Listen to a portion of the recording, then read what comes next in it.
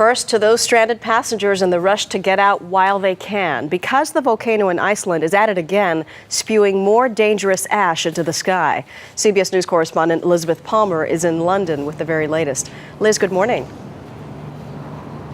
Good morning, Maggie. Well, I'm back at Heathrow, which normally should be buzzing with activity. You can probably see behind me nothing moving there, and nothing's going to move, according to the authorities, until at least early afternoon. However, we have seen some tiny planes go over, way overhead. Above 20,000 feet, the airspace is open, so the planes can go above the volcanic cloud. But in Europe, things are, as you said, significantly better. In fact, Euro Air Traffic Control says they expect half the flights today to operate normally. Whoa!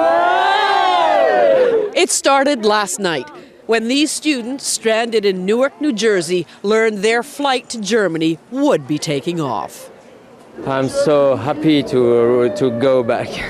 There were also a handful of U.S. passengers trapped in Europe who finally made it home. When we were going up, people started clapping because they realized we were the first plane to leave Europe. And so it was like, I said, I'm not clapping until we hit New York soil. And that's when I clapped. I was like, yay! But that's the exception.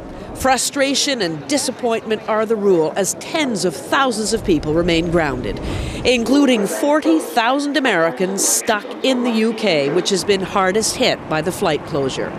The volcanic cloud that's built up since last Thursday is moving over northern Europe, and in places it's thinning. That's let officials divide European airspace into 3 zones. An open one where flights will be allowed, a caution zone where planes will be allowed at some altitudes, and an off-limits or no-fly zone.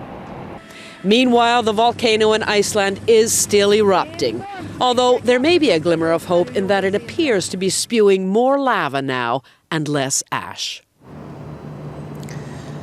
So that's good news for travelers, but good news for the airlines too. Do you know that they've had to cancel 95,000 flights in the last few days? So huge pressure to take to the skies again.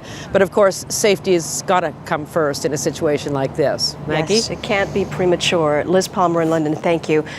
A lot happens early on The Early Show, weekday mornings on CBS.